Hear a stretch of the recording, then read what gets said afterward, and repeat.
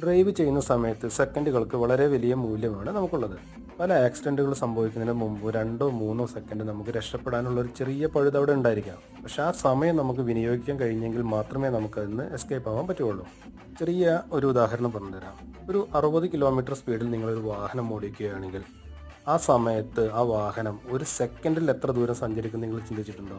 ഒരു സെക്കൻഡിൽ ആ വാഹനം ഏകദേശം 16.67 മീറ്റർ സഞ്ചരിക്കും. ബ്രേക്ക് ചവിട്ടാൻ ഒരു സെക്കൻഡ് വൈകിപ്പോയാൽ അപ്പോൾ വാഹനം മുമ്പോട്ട് പോകുന്നത് ഏകദേശം 16 മീറ്ററോളമാണ്.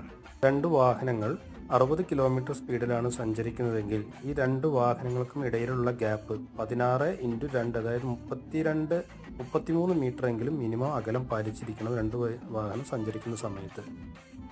ഇങ്ങനെ ചെയ്താൽ പോലും ഒരു സഡൻ ബ്രേക്കിങ്ങിന് വേണ്ടി നമുക്ക് കിട്ടുന്ന ടൈം വെറും 2 സെക്കൻഡ് മാത്രമാണ്. അതുകൊണ്ട് വാഹനം എപ്പോഴും വളരെ ശ്രദ്ധയോടെ മാത്രം കൈകാര്യം ചെയ്യാൻ ശ്രദ്ധിക്കുക.